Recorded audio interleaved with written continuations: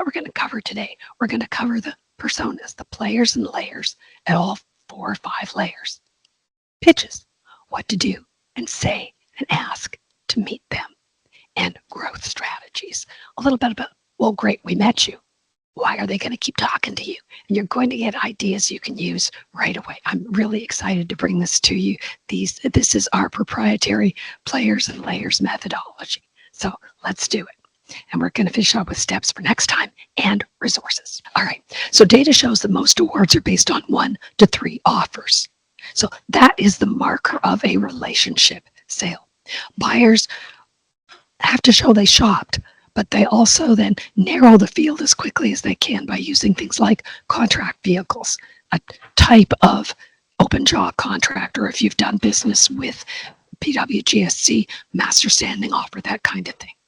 Micro purchases.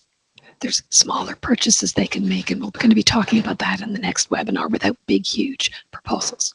Simplified acquisitions, similarly, another kind of easier way without massive proposals. Contract modifications to make changes to a contract that's already in place so that they don't have to run another big competition. They can do sole source through unique source or emergency designation, but they're under a lot of pressure not to do that, and the justification is long and complicated.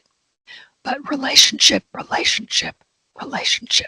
There are not very many buyers in DoD who have more than $30 for a bucket of bolts who don't already know who they want to work with. Because especially in DoD, honestly, lives are at stake, not just missions, but lives at some level when they choose you. So they have lots of motivation to stick with the buyers they already know, unless they've got a problem they've never solved before, and they're still going to turn to people they know and like and trust. Requirements are written with the winner in mind, and ways that you can tell that include there may be signs, or like poker tells, you find in the past performance requirements or desired requirements, how they define best value, the evaluation criteria, gee, does that look like you or not look like you at all, and the technical requirements. Is there a presentation showing? Can you confirm? Can you see the presentation, Anu? I can. I can see the presentation. Is everybody else able to see the presentation? Okay, yes. thank you. So it might just be an individual. All right. Perfect. Thank you, everybody. Okay. And you want to compare the past contract award data as well with the kinds of requirements that are coming out, and you can get a sense of who they might be looking for or looking at. So DoD business is a relationship game, first and foremost. Well, great, but what does that really mean? You do business with people who have fears and needs and concerns that aren't even showing up in the RFP. So sometimes if you lose and you're fortunate enough to get a debriefing, and that may tell you you didn't understand the requirement, that really means you didn't get to know us. There's stuff that's unwritten that we also really care about, that we're afraid of. And that's some of those things that we also want to see. So there are 5 people you need to know every place that you want to win work. And you're going to build relationships with at least one, and often more of them, at each of 4 of these levels. All right, here we go. First, the end user. So we'll go through all of these in detail. Second, industry, or the current prime or incumbent primes, large and small. Third, small business specialist. That's a very interesting role for U.S. Canadian companies if you don't have U.S. subsidiaries.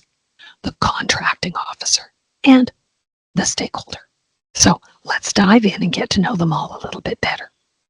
The end user, this is the person who's stuck with the consequences of choosing you.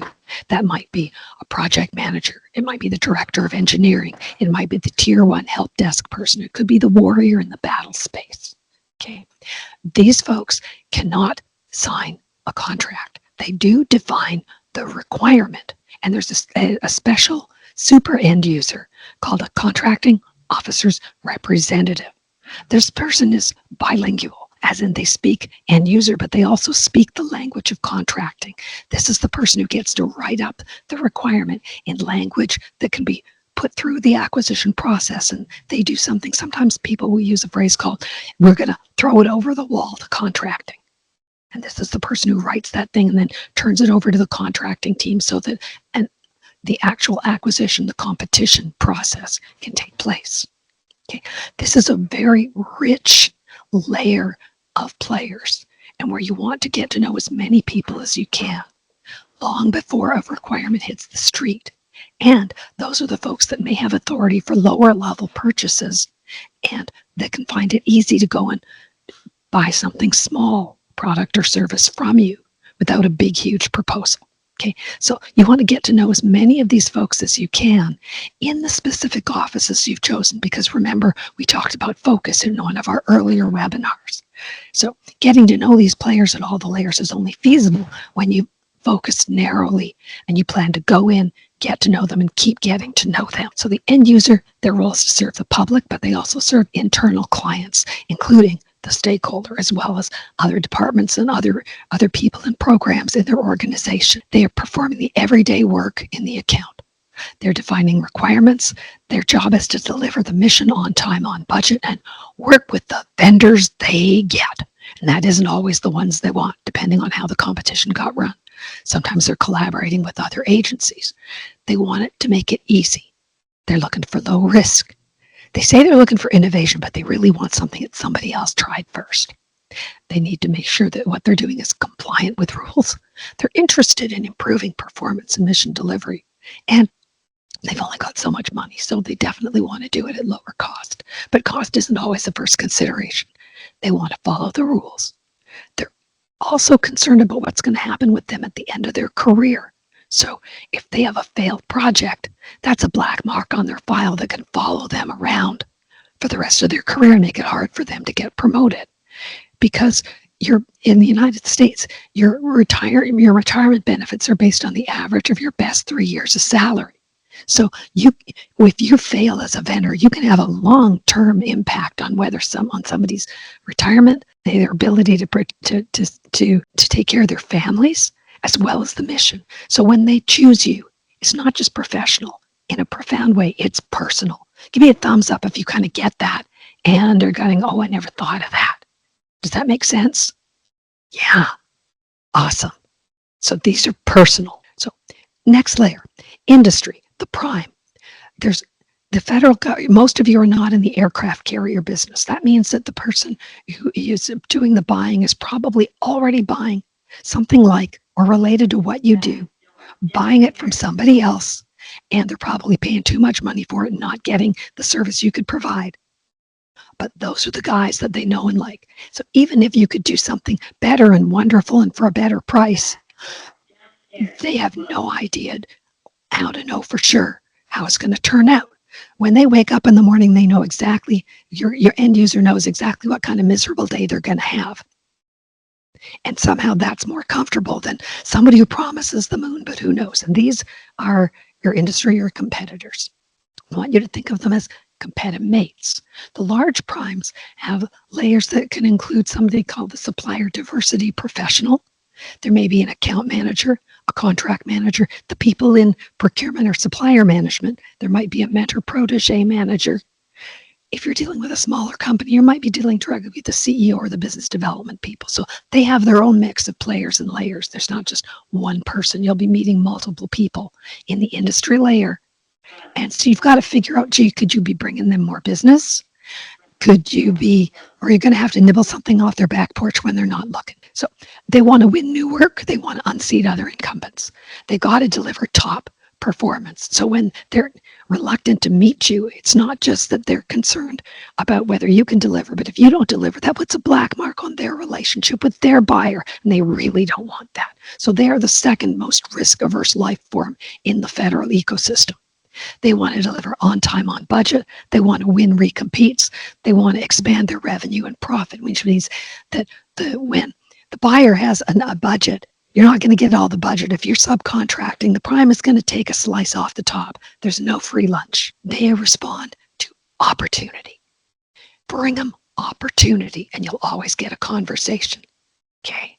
They want to keep the client happy, low risk, compliant, high performance, low cost. They're terrified that something will go wrong and it's going to be their fault, not yours. Buck stops there. It really stops.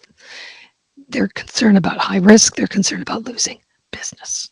Okay, next up, small business specialist. They are everywhere. Be aware that if your company is solely in Canada and you don't have a US subsidiary, the mission of these folks is to help, the primary mission is to help American small business to win up to 23% of the dollars of the contracts that are awarded, and to help large business meet their small business subcontracting compliance requirements. If they help you, they're just being nice to you. As a Canadian company, you're generally going to be considered other than small in government speak. So no matter whether you're two guys in a garage or CAE, you're going to be considered a large business in the US procurement system. Okay. So the small business specialist might help you navigate. They might help you locate small businesses that you can team with. Okay. But their primary mission is to help the agency, the DoD agency, meet the goals they've negotiated with the Small Business Administration, help end users find qualified suppliers, answer questions from American small business, advocate to expand opportunities for American small business. Now, you can team with an American small business if the work has been set aside for a small business they really like. It's more complicated, relationship. So they can help other than small companies, including you, meet small business subcontracting goals. If you as a Canadian company win a contract that's worth more than $700,000, then you must have a small business subcontracting plan. Okay, so you're going to need the small businesses and be able to do business with them. The small business specialist responds to opportunities to provide service, opportunities to achieve their goals. They're afraid of not meeting their goals, but you know what happens if they don't meet their goals? Honestly, nothing. If they can, their file is filled with good faith efforts to show they tried. So that's the deal with small business specialists. They can help you navigate. You need to be really clear that you're an other than small business, but you want to beat the smalls. The contracting officer. Contracting layer includes the contracting officer, which could be called CO for short, or in DoD, they could call them the KO, because in the military, the CO is the commanding officer. So get used to that nomenclature. They may have a contracting specialist or purchasing agent works with them to help dot the I's, cross the T's, and identify proposals that aren't compliant. The contracting officer has a power the President of the United States does not have, and that is the power to award a contract to legally bind your company to these United States in an agreement to provide products and services and to pay you for those products and services. So this is Josephine Cobb. Josephine Cobb worked at Travis Air Force Base for over 50 years. Can you imagine all the things she's seen? You do not want to mess around with Josephine. But Retina Tran is also a general engineer journeyman with Defense Contract Management Agency and Boeing's Mesa Contract Management Office. And that's also the face of contracting. They have pets, they have personalities, they have things that they're doing, they have special assignments, they're people. Always keep that in mind. Their role is to serve the end user. Their customer is the end user, to help the end user get legally compliant, best value, best price contractor to do the job. They conduct market research, which they have to do when they're deciding whether or not to set something aside or reserve it for small business. They have to make sure that they have achieved maximum practicable competition. They've done their best to shop around, give everybody a shot. They award contracts and administer them. They're on the hook to make sure they've spent the money by fiscal year end. Fiscal year end in the US federal system is September 30th. Keep that in mind. In Canada, it's March 31st. Tangent. In 46 of 50 states, if you're doing business with a state government, fiscal year end is June 30th. So if you're doing business with commercial sector, the Canadian government, federal government, and state and local, Christmas can come 4 times a year for you. You got a fourth quarter spending skew that happens. So keep that in mind when you're looking for places to keep the revenue rolling all year long. The contracting officer, they're on the nut to comply with rules and laws. What happens if you break a law? Prison. Think about that.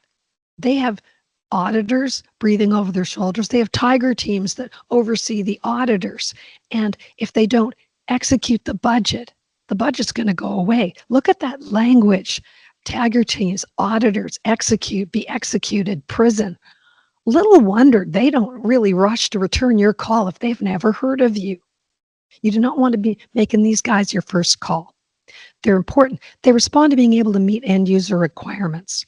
But the end users need to fall in love with you and then be interested in walking you across the hall to contract and say, here's these guys that can help us solve our problem. Now, what are some of the ways that we could do this in a way that is easy, that is legal, that is appropriate, and we'll get it done on time, on budget. Okay. In some places, the end user shop and the contracting shop get along like best friends, skipping through the daisies. In other places, the end users think that contracting shop is the purchasing prevention program, and the contracting shop think the end users shouldn't be trusted with 5 cents to buy bubble gum, and they're constantly fighting. So your mileage may vary. You've got to get to know the players in the individual places. They're constantly thinking the same as your end users about following rules, protecting, making sure that they can do it in a way that is also protecting their careers and delivering the mission. And they've got long-term goals to deliver the mission and take care of their families and long-term security. So that's the contracting shop. The stakeholder, that's the cabinet secretary, the administration appointee, the base commander, chief information officer. They're often the people that folks get so excited that they're on the big stage, on the big room with the dark room with the bright light, making the big speech. You're going to go and hear them at the conference, and they come off the stage and 50, 60 people are all gathered around to talk to them. They're not the ones who are in the room when you get chosen. Okay. The last thing you want to do is lean on the stakeholder, say, I've got this great idea, I can solve your problem. The worst thing that can happen is that the stakeholder goes, oh, great, let me walk you down the hall and introduce you to my program manager. Don't get excited. The program manager, that's one of your senior end users. They're going to sit there and say, oh, that's a great, thank you very much. We can hardly wait to hear what you had to say. And they'll do the perfunctory 30-minute meeting. You are gone because you didn't do the work to get to know the people and the end users and the program and the requirement. When the stakeholder sits you down in front of the program manager, it's like you're showing up covered in stakeholder drool. That's a mandatory meeting, but the stakeholder doesn't have the decision-making authority to award the contract. End user and contracting do. The kind of conversation you want to have with a stakeholder is after you've met their end users and their contracting shopping. You say, oh my goodness, Cheryl is fabulous. You are so lucky to have her running this program. She was so helpful to me. And Chuck and Sally, phenomenal. They're the reason why your program is successful, even if you as the vendor did all the work. Okay, that's the kind of conversation you want to be having with your stakeholder. But you need to know who they are. They're the ones who are writing the agency mission, the agency strategic plan. You want to go any place, any office where you want to do business. Their strategic plan is available for free online right now. You want to read that, see what the stakeholder is telling the whole organization. They're on the hook to deliver the mission, serve the public, make sure that strategic planning and execution happens. And they've got top-level public accountability. They're the ones who are going to be on the front page of the Washington Post, below the fold, if your work as a contractor goes tango uniform. The buck does stop there. They respond to results, outcomes. They are visionary like you as business owners. Sometimes they care about their legacy. You know, what are they passing on to their successor or their legacy in the agency? But they're also on the nut for compliance. They're definitely afraid the mission won't be met. They are the one that's on the line because they're representing the president of the United States in a lot of ways as well. They care about concerns about waste, malfeasance, impropriety, and anything that reflects poorly on the administration and the president. That's your stakeholder level. So you're not going to call on the stakeholder, but you need to know who they are and recognize the senior mucky mucks names when people talk about them. So we talked about why not call on the unknown angel. Why you're new, you're innovative, you have track record, you've done business with Fortune 500 companies, but they've never heard of you. So no matter how bright the smile, no matter how firm the handshake, no matter where else you've been, if they don't know you, when you walk through the door, the only thing they see is a great big ball of risk, and they don't like risk. So 3 things to keep in mind. If you had to sum it up, your players at all 5 layers, they all want follow the rules, make it easy, make them look good. That place in the middle is where you should be. Now, I want to say something about follow the rules. When you have a new administration coming in, you can hear all kinds of things about, oh, we're going to change this and change that and overhaul the public service. The contracting community, the contracting profession, they are run by the rules. If it ain't in a rule, they can't do it. If it isn't in the rule, they can't do it. So, for example, if someone were to say, oh, well, we're going to put a 25% tariff on everything coming from Canada inside the Defense Federal Acquisition Regulation Supplement Part 225, it says that Canadian products shall be available to DoD with free of tariffs. And unless that changes, then whatever else you hear on the news, keep breathing. Unless the regulation and the law changes, these guys are rule followers. Okay, so keep breathing. All right. I hope you get that. I was having a hard time getting distracted by all kinds of things getting said. I went, no, if it's not a rule, this is where it has to happen. Okay, so we said that we wanted to, so those are your personas. I'm going to have a resource for you at the end. So pitches, messaging for compelling connection. I'm so excited to bring this to you. So these 5 people, why are they going to talk to you? Each of them has different goals, different things that they wake up at 3 a.m. worried about. And you can have everything in life you want if you'll just help other people get what they want. That's a famous quote from Zig Ziglar, sales professional and motivational speaker. But you get through by aligning your goals with theirs. Because as industry, the kinds of the goals that we have as industry well, we want to grow our companies, we want to win business, we want to hire more people. Well, that's great, but those aren't the kind of goals that our stakeholders and our end users have. So we've got to be showing up, talking about what's important to them. Not, hi, I'd like to have this contract, please. Yeah, take a number. Okay, here's the first of 2 parts that help you do that. I'm going to talk about best values. You really want to take some notes here. Now, you might have heard this called a unique value proposition or a differentiator. It answers the question, why you? Why you? Best values express what's unique about your company. They have value to your buyer. They resonate with the player at a specific layer. And they're specific to your team, your approach, your offering, or your partners. Ideally, they are quantifiable and objectively verifiable. It's not just you saying the thing. Okay. What's not a best value is world-class solution. Family-owned business. This shows up more with the American small businesses. A partner in the North American defense industrial base. They're kind of, what? Most of them have never heard of it. Or over 500 years of combined experience. Sorry, Boeing is going to smoke you on that every time. Okay. But there are other ways to talk about why you and your unique strengths that can set you apart from others. I'm going to give you can screenshot these because I'm going to give you a real power list of details. The point is you don't need 56 of them. 3 or 4 will probably do, and you're going to pick ones that align with the players at each layer. Best values are most powerful when your unique qualities and assets translate easily into selection criteria that your buyer finds valuable enough to specify in a solicitation that makes it easy to choose you when they're behind closed doors down to the last 2 or 3, and to justify choosing you even at a higher price. It's really important. If you can do that, figure out what that thing is, and you're going to constantly be using those. So how do you figure out what your best values are? Well, what lowers perceived risk? That's a big deal. What do you do better than everybody else, and how can you quantify that? Why do you perform so well, so consistently? You might have a method, a methodology. Name your methodology. Why did your best customers choose you? If you don't know, ask them. It might not be for the reason why you think. What makes you easy to work with? Some of these things don't have to be rocket science. Hey, we've got an office 100 yards outside the chain link fence at Patuxent River Naval Air Station. Location, location, location.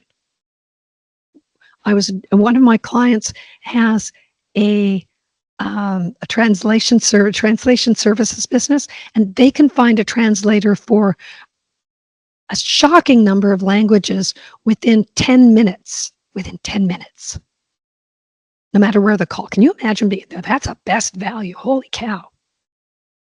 So what could your best values be? This is screenshotable, folks. Location close to the customer. That could be one. Number of years in business. Many of you are established businesses. You are not just two girls in a garage. You haven't just founded your business. You've been in business, some of you, for decades. That's a big deal. But they don't know if you don't tell them.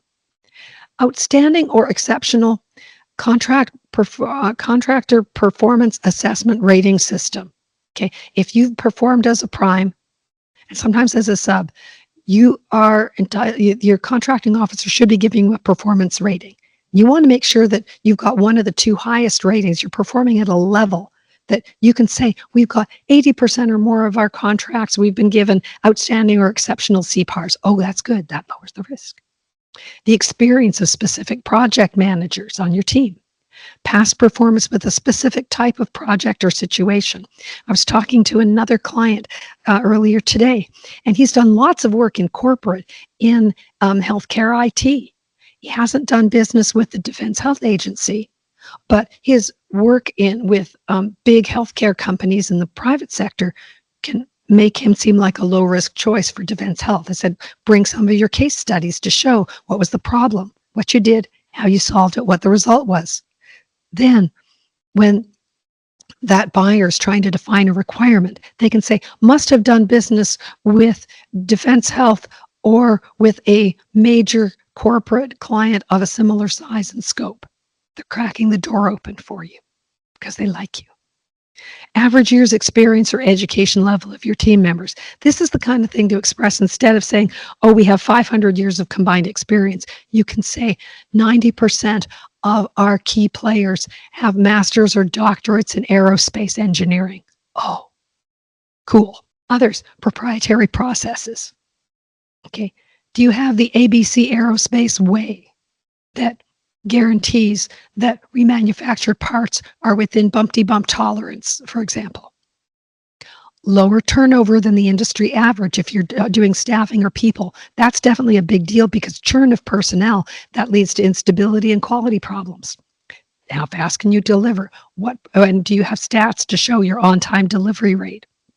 Speed to deploy, safety record, industry awards and recognition, top rank qualifications, contract vehicles your buyer uses, partnerships with primes they know and love and trust. So when do you talk about these things? Mention them in your voicemail, mention them in your email, put them in your email footer, highlight them in capability presentations, things like your website, your capability statement. Mention them in conversations and mention them consistently. We're the guys that have we're the guys that have the lowest EMR rating in the construction industry in Canada.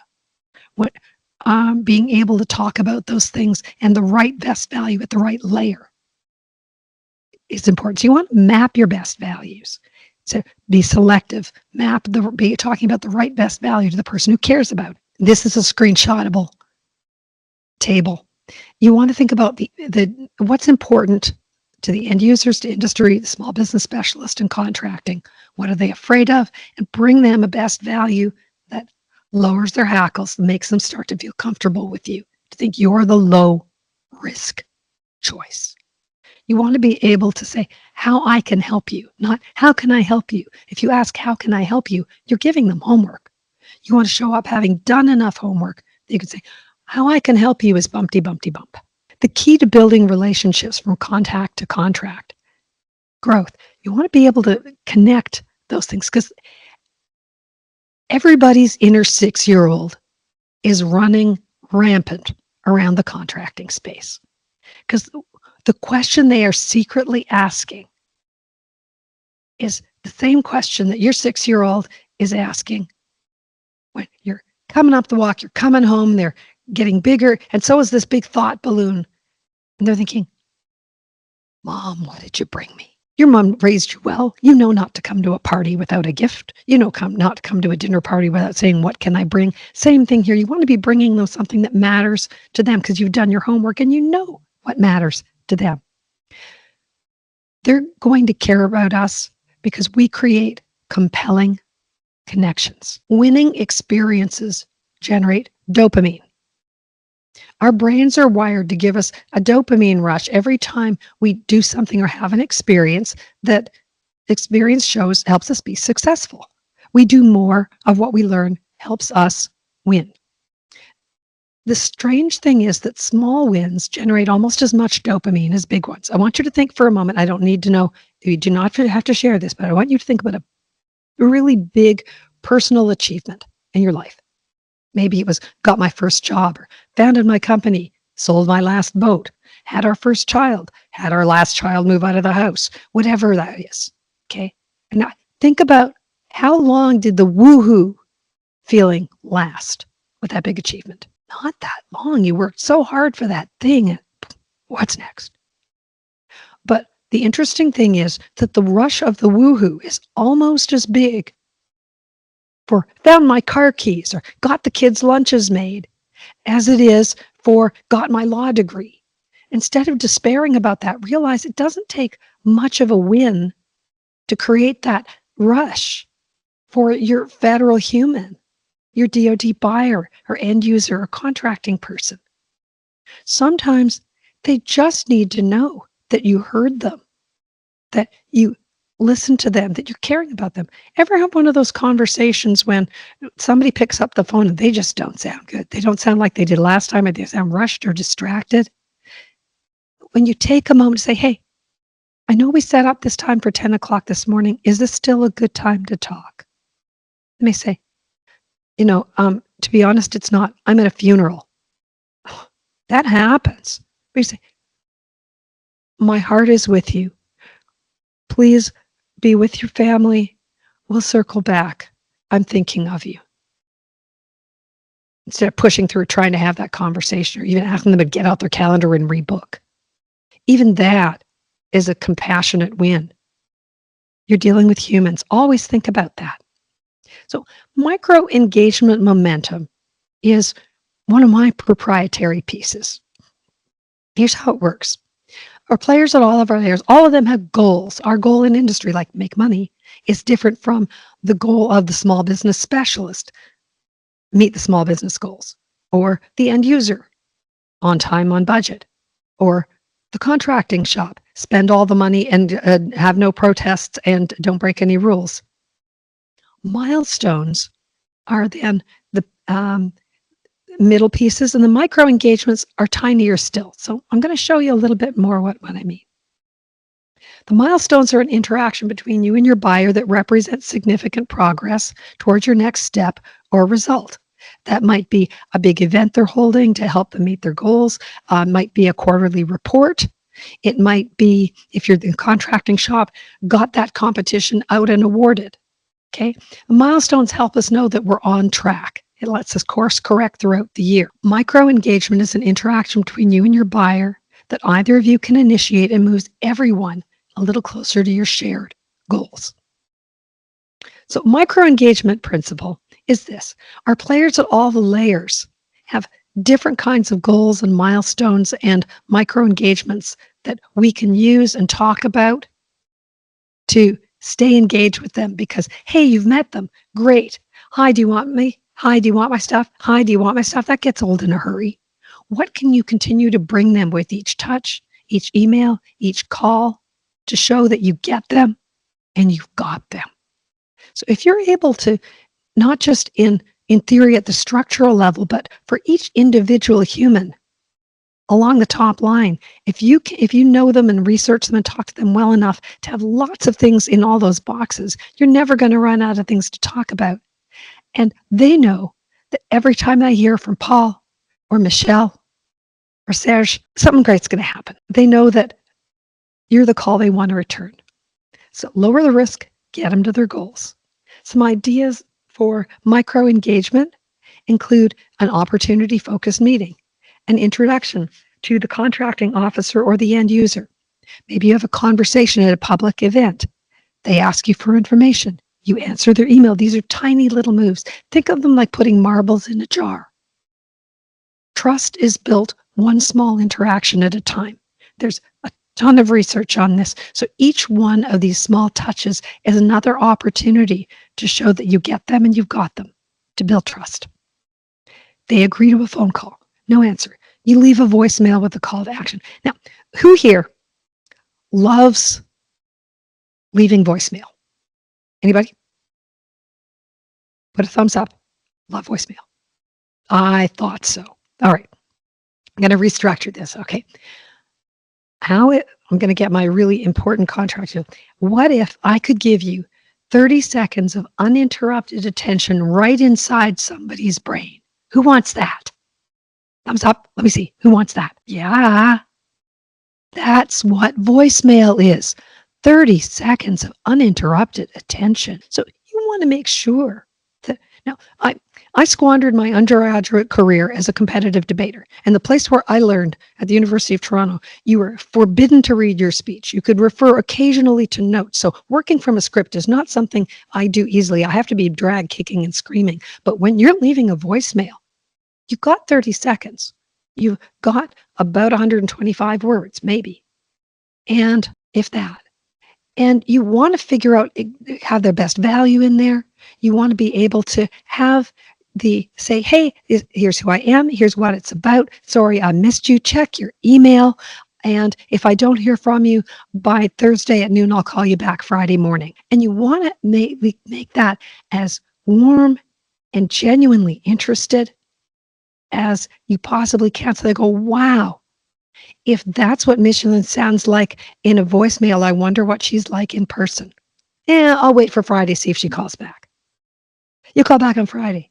And it's another voicemail. And you leave another voicemail. Say, hey, small business specialist, thank you for all the things you do for small business. I so appreciate it. And I've got something in mind to help you meet your next milestone. Love to chat with you about it when we call. Check your email for a little more information. And if I don't hear from you before the end of Friday, I'll give you a call back Tuesday afternoon. And so not only have you shown that you're determined, but you show you do what you say you're going to do. That's 2 marbles in the jar. How great is that? Now, I'm way in the weeds on something that is a really powerful concept, but I hope that you use this and you like it. Don't be afraid of calling somebody back and doing what we call the double tap 2 or 3 times in a week. Because at that point, if they're breathing and they're on the planet and they're not out sick or something, then they're going to call you back just simply to hear your voice or to pass you off to somebody who genuinely needs what you do. Okay, so these are all ideas of micro engagement. It's a long haul, but we as humans, we're wired to respond to constant wins, and we are wired for connection. Don't ever be afraid of, oh, am I being a pest? No, you're not. Research shows it takes 15 to 32 touches to get from contact to contract. If you give up after 3 tries, that business is going to your competitor. Dollars to donuts. We've covered a lot. We've covered personas and players and layers. Some ideas for pitches, what to do and say and ask to meet them. Align your goals with theirs. Bring your best values to stand out. And growth strategies. Why they'll keep talking to you. Align their best values with their goals and milestones and micro engagements and keep showing up. There's more, but I hope I've managed to give you some ideas that are practical, and I'd love to take your questions. So we have resources for you, and then we have a chance to take questions. In a nutshell, here's another screenshotable slide. Here's your federal buying map. I want you to make a commitment. Screenshot this, keep it on your phone. Because when you're talking to somebody in DoD or pursuing that work, always figure out or ask them enough questions so you can figure out what layer are they at. Because you can get stuck in meeting with lots and lots of small business specialists without realizing that's who they are. And they're not your buyers. They're not your buyers. You need to be able to figure out what everybody's role is and be talk to the right person about the right thing at the right time and bring solutions bring business. So contracting specialist serves the contracting officer. Small business specialist supports everybody. Contracting office serves the end user. That's the second place you're going to go. Everybody's serving the stakeholder. Your third stop is the prime after you've got something to talk about. Small business specialist supports everybody. Only when you have something to talk about do you want to talk to the contracting shop. And our super user is the contracting officer's representative. So we've got more about all of this in my book, Government Contracts Made Easier, because easy is fiction. You can grab it off Amazon, and there's a book and a workbook. The micro-engagement principle, you can learn more about it, see some case studies, why buyers like it, how it leads to winning contracts, when to use it, and it's all on this blog post here. It's all free. Capture it, go and take a look. The GovCon Personas Guide gives you more details and a recap on the players at all the layers, who the buyer is, what they care about, how to engage them, and tips for success. So, and we're coming up on the top of the hour. We've got some time for questions. Anu, what do people want to know? So there is one question that Darius has, and he says, or she, I'm not sure. I register a one-man company in US. I would like to resell a piece of device which is made by a large company. Can I propose this device for an RFP, which is set aside for small business? Federal Acquisition Regulation Part 19 says that a small business has to provide the product of a small business. So the answer is, in theory, it depends, okay? Because if they really like what you do and they haven't put the RFP out on the street yet, or depending on how much the gear is, the Buy American Act doesn't apply if the purchase is less than $10,000. Okay, so relationship. If you have an end user who loves this thing and really wants it, okay, and then end user walks across to the contracting shop and says, please don't set this aside, because if you do that, then we're going to have a problem getting the thing that we need. And so this works well when the contracting shop and the end users like each other. A little less so if you have somebody who's wandering around contracting with an attitude. Buy American, the attitude will trump just about every trade agreement, because the acquisition regulations give every single contracting officer pretty much a way to do. There's always a law or a regulation that will let people do pretty much the thing they want to do if they figure out how to do it. They're experts at getting it done. I hope that helps a little bit. Any thoughts about, because this person said that they're going to be reselling a piece of device. Any thoughts about a reseller relationship? Is there going to be any things to consider? Again, it's a big, it depends. Sometimes a set aside is established and it'll be for the manufacturer, not for the reseller.